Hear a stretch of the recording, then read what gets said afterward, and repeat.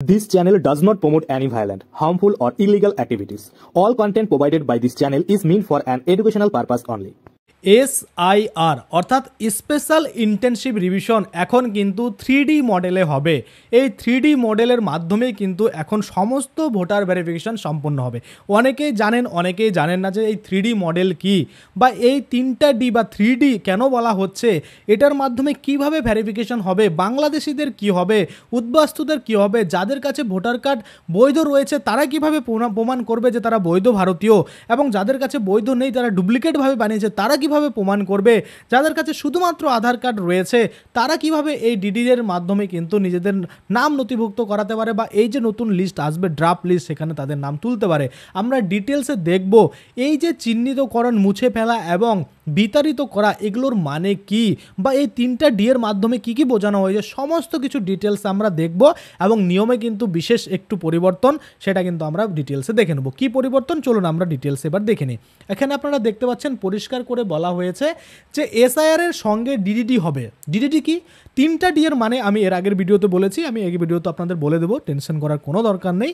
এখানে চিহ্নিত, মুছে ফেলা এবং বিতাড়িত পরিষ্কার বলা রয়েছে।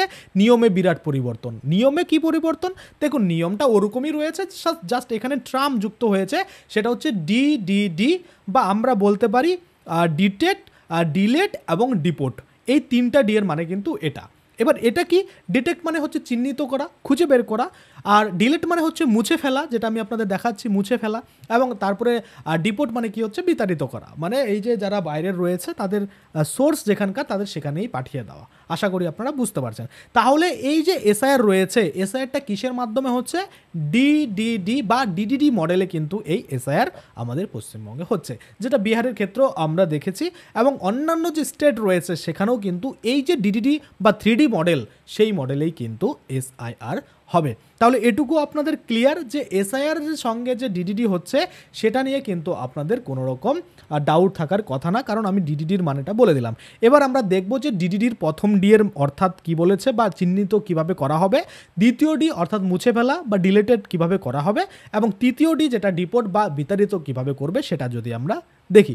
দেখুন একটা জিনিস আপনারা লক্ষ্য করলে বুঝতে পারবেন, সেটা হচ্ছে এই যে SIR হবে অর্থাৎ স্পেশাল ভোটার ভেরিফিকেশন হবে, এটা কি শুধুমাত্র মনে করুন বাংলাদেশিদের ধরার জন্য? না, এটা শুধুমাত্র বাংলাদেশিদের ধরার জন্য নয়। অনেক ভুয়ো ভোটার রয়েছে, সেটাকে তো অবশ্যই ধরা হবে। তার সঙ্গে সঙ্গে কিছু মৃত ভোটার রয়েছে, সেই ভোটারদেরও কিন্তু ধরা হবে, বা তাদের নামও কিন্তু মুছে ফেলা হবে বা ডিলিট করা হবে।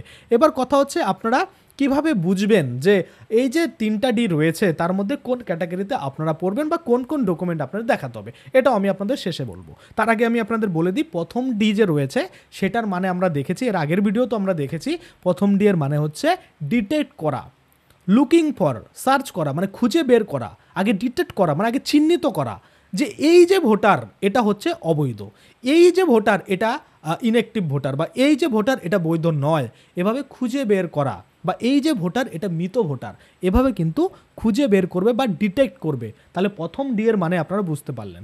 এবার দ্বিতীয় ডি হচ্ছে ডিলিটেড, অর্থাৎ ডিলিট করে দিবে।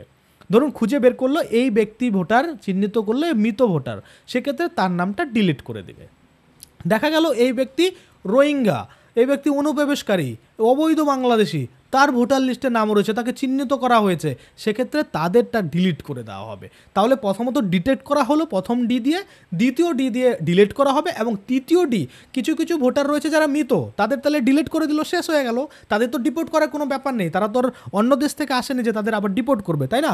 তো কাদের ডিপোর্ট করবে? যেসব অনুপ্রবেশকারী রয়েছে, রোহিঙ্গা রয়েছে, অবৈধ রয়েছে, বাংলাদেশি বলুন বা রোহিঙ্গা বলুন, যেই বলুন না কেন, তাদের কিন্তু আবার নাম তো ডিলিট করা হবেই, এবং তাদের ডিপোর্টও করা হবে। তাই 3টা ডি কিন্তু বলা হয়েছে, বা 3D মডেলে কিন্তু SIR হবে, এটাই বলা হয়েছে।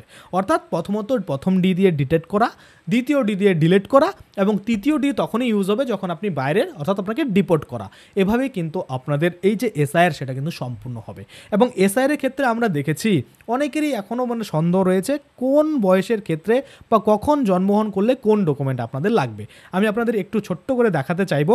এই যে মানে ইসে রয়েছে আমাদের ডিটেলস রয়েছে যে কোন ক্ষেত্রে কি লাগবে, সেটা কিন্তু আগের ভিডিওতে আমি দেখিয়েছি। এখানে শর্টে একটু আমি আপনাদের দেখিয়ে দিই। দেখুন এখানে পরিষ্কার বলছে এসআইআর বয়স অনুযায়ী প্রয়োজনীয় নথিপত্র কিন্তু পরিষ্কার বলছে কার কি লাগবে। দেখুন এখানে পরিষ্কার করে বলছে যে জন্মের তারিখ বা সময়সীমা আমরা যদি দেখি কাদের নথি লাগবে এবং মন্তব্য কি বলেছে এটা ডিটেলসে বলেছে। দেখুন 1/7/1987 আগে ও 2002 সালের তালিকায় নাম আছে সেই সব ব্যক্তিদের শুধুমাত্র নিজের নাম সহ 2002 সালের ভোটার লিস্টের জেরক্স দিলেই হয়ে যাবে, অন্য কিছু দিতে হবে না। এবং 1/7/1987 সালের আগে কিন্তু 2002 সালের তালিকায় নাম নেই, নিজের নির্ধারিত একটি ডকুমেন্ট দিতে হবে এবং জন্ম তারিখ ও বাসস্থান প্রমাণ করতে হবে, এটা কিন্তু বলা হচ্ছে। এবং আমরা যদি দেখি 1/7/1987 থেকে 2/12/2004 সাল অবধি যাদের জন্মগ্রহণ হয়েছে তাদের ক্ষেত্রে কিন্তু বলা হয়েছে যে নিজের এবং বাবা অথবা মায়ের একটি ডকুমেন্ট দিতে হবে, নিজের একটি ডকুমেন্ট এবং বলেছে বাবা অথবা মায়ের 2002 সালের লিস্টের যে জেরক্স সেটাও কিন্তু দিতে বলা হয়েছে। এবার আমরা যদি দেখি যে 2/12/2004 সালের পরে অবধি যাদের ভোটার লিস্টের নাম উঠিয়েছে বা জন্মগ্রহণ হয়েছে সে তাদের ক্ষেত্রে কি বলেছে, তাদের ক্ষেত্রে বলা হয়েছে যে নিজের প্লাস বাবা প্লাস মা এর কিন্তু ডকুমেন্ট দিতে হবে, অর্থাৎ নিজের ডকুমেন্ট দিতে হবে, বাবার ডকুমেন্ট দিতে হবে, মায়েরও ডকুমেন্ট দিতে হবে এবং নিজের একটি ডকুমেন্ট দিতে হবে। মন্তব্যতে তাই বলেছে, বাবা এবং মায়ের 2002 সালের যে ভোটার লিস্ট রয়েছে সেটি যদি থাকে সেটি আপনাকে দিতে হবে এবং একটি করে ডকুমেন্ট কিন্তু দিতে হবে। এই হলো টোটাল বিষয়।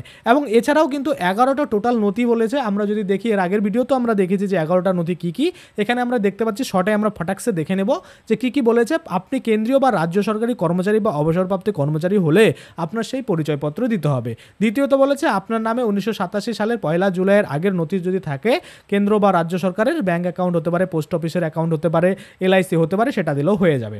এটা কিন্তু দেখুন সালটা উল্লেখ করে দিয়েছে যে 1987 সালের 1 জুলাইয়ের আগে কিন্তু বলে দিয়েছে।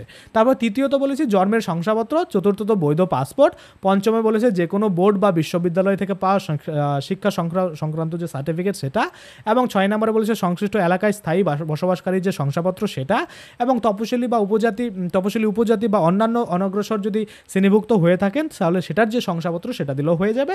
এবং আমরা দেখতে পাচ্ছি 8 নম্বরে বলেছে জাতীয় নাগরিক পঞ্জি বা এনআরসি যদি তালিকায় আপনার নাম থাকে সেটা দিলেও হয়ে যাবে, এবং বনাঞ্চলের অধিকারের শংসাপত্র থাকলে সেটাও কিন্তু হয়ে যাবে।